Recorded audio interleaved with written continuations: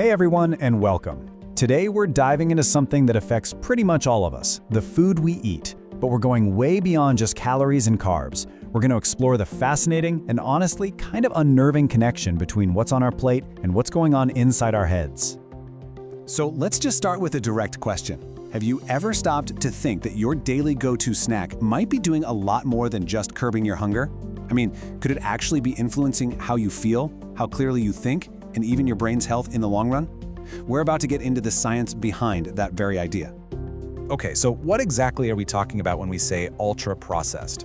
The key phrase here is industrial formulations. Look, this isn't about simple stuff like canning vegetables or making yogurt. No, we're talking about products that are basically invented in a factory, using substances derived from food and then loaded up with all kinds of cosmetic additives. There's very little actual whole food left. And yeah, they are literally everywhere. From your breakfast cereal to that frozen pizza you have on a busy night, UPFs are a massive part of the modern diet. They're designed for convenience and a super long shelf life, sure, but they're also engineered to be hyper-palatable, which is just a fancy scientific way of saying they're so ridiculously tasty that you just can't stop eating them. So, how do you spot one in the wild? Here's a really powerful little trick. Just flip over the package and actually read the ingredients.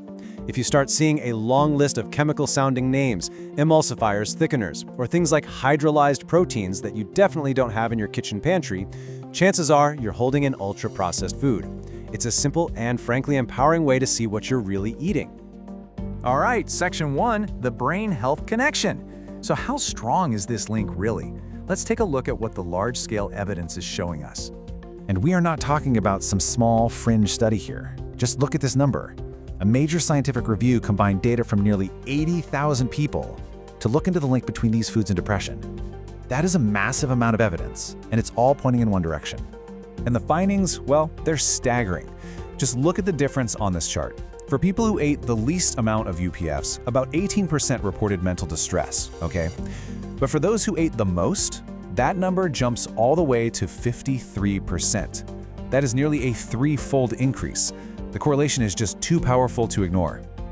So what's happening on a behavioral level? It really comes down to this. UPFs are engineered to be eaten fast. Their soft textures mean you chew less, which completely bypasses the natural signals that are supposed to tell your brain, hey, we're getting full. So you end up eating more, way faster, before your body can even catch up. And the impact isn't just on our day-to-day mood. The research now points to even more serious long-term risks. We're seeing multiple large studies linking high UPF diets to faster cognitive decline and even a higher risk of developing dementia later in life. This isn't just about how you feel right now, it's about your brain's future. Okay, section 2, the hidden highway. So we've seen the what, but what about the how? I mean, how on earth can a bag of chips affect your brain? The answer lies in this incredible communication network between your gut and your brain. It's called the microbiota gut-brain axis. Think of it as a superhighway of information that is constantly flowing between your gut and your head. And this isn't just about digestion. This highway influences your mood, your thoughts, and your mental health through a constant, complex biochemical conversation. So here's the crucial part. UPFs basically cause a massive traffic jam on this highway. First, that cocktail of weird additives and lack of fiber just wrecks the balance of the trillions of good bacteria living in your gut. That chaos leads to step 2, a state of chronic, low-grade inflammation, which starts to weaken the gut's protective wall. And finally, all this turmoil sends distorted, inflammatory signals straight up to the brain, completely interfering with its normal chemistry. And what gets hit in the crossfire? The very chemicals that regulate how you feel. For instance, a huge portion of your serotonin, the happiness molecule, is actually made in your gut.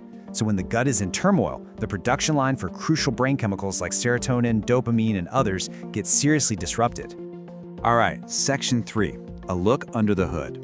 I know this can all sound a bit abstract, so let's get really concrete. We're going to zoom in on just one single common food additive to see the kind of damage it can do: titanium dioxide. Titanium dioxide is a whitening agent. It's used in things like candy and some salad dressings. And what studies show is that it's a triple threat to that gut-brain highway. First, it can kill off good gut bacteria.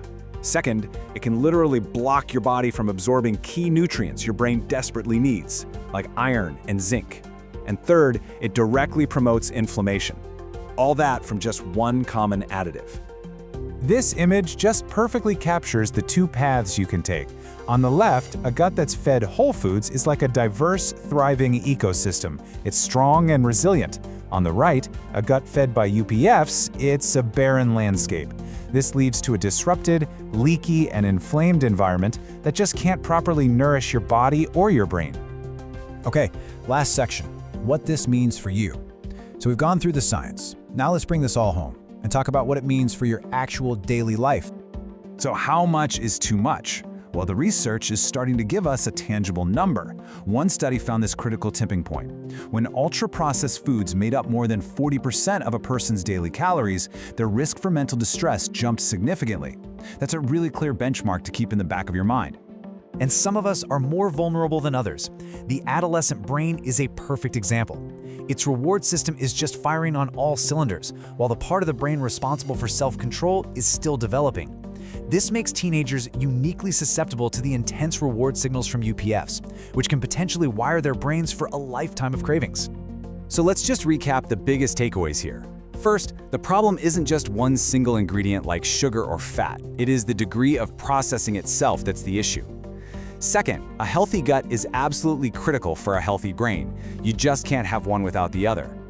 Third, reading ingredient labels is your superpower. It lets you see what's really in your food. And finally, this is not a fad. It's a very serious and rapidly growing area of scientific research. The ultimate takeaway is really a shift in perspective. Instead of obsessing over grams of fat or sugar, maybe the bigger question we should ask is, how processed is my food? And the great news is that the diets consistently shown to support brain health, like the Mediterranean diet, aren't complicated. They are simply built on a foundation of whole, minimally processed foods. And that's where we'll leave it. With all of this in mind, the science, the mechanisms, the risks, I want you to think about this question. The next time you see that long list of ingredients on a package, what will the term ultra-processed really mean to you? Thanks for joining me.